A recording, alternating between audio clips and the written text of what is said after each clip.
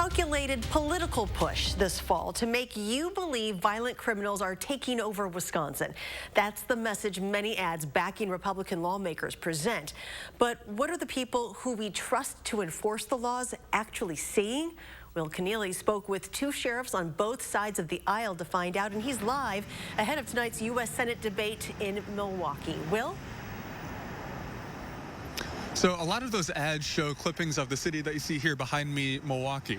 But those elected to protect their rural communities say that they see a very different picture. I think normal Wisconsin is not like that. Jeff Scattrud grew up in northeastern Wisconsin. He moved to Greene County in 1981. I've been here ever since, in this building, coming to work. Scattrud is now the sheriff of a county of about 36,000 people, a fraction of the size of cities like Madison or Milwaukee. Our main criminal activity is in our homes in Greene County, and it consists of domestic violence and child abuse. Firearms violence is virtually non-existent. And that's similar to what they're seeing in Grant County. Gun violence isn't the issue there, but something else is. So there's two things that we've kind of seen increase over the last 2 years. One is the influx of fentanyl. The secondly is meth, the increase of meth. For Sheriff Nate Dreckman, that poses a holistic challenge. He says the meth that he's seeing in the community now has a devastating mental health effect on its users. You know, we're a jail, we're not a mental health facility.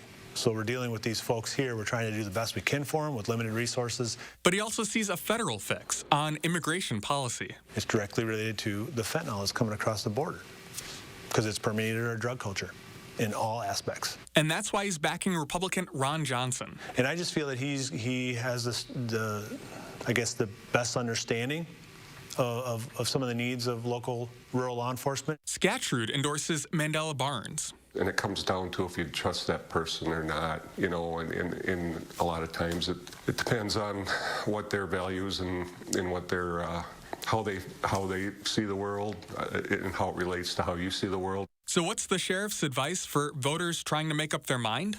You got to do your homework. You got to understand what each candidate stands for and not pay attention to the ads on either side. It takes work on the voters' part, and we all have to do that or try to do that. So that's the recommendation. Take a look at the candidate's record and try and tune out the flashy rhetoric on either side. So that's something to look ahead to as we look at the U.S. Senate candidates debating tonight here in Milwaukee. And reporting from just outside the debate site, Will Keneally, News 3 Now. Will, thank you. And you can watch tonight's U.S. Senate debate at 7 o'clock on our sister channel, Television Wisconsin. That's 3.2 over the air, or Channel 14 on cable and satellite provider DirecTV. You can also see it live streamed on channel3000.com.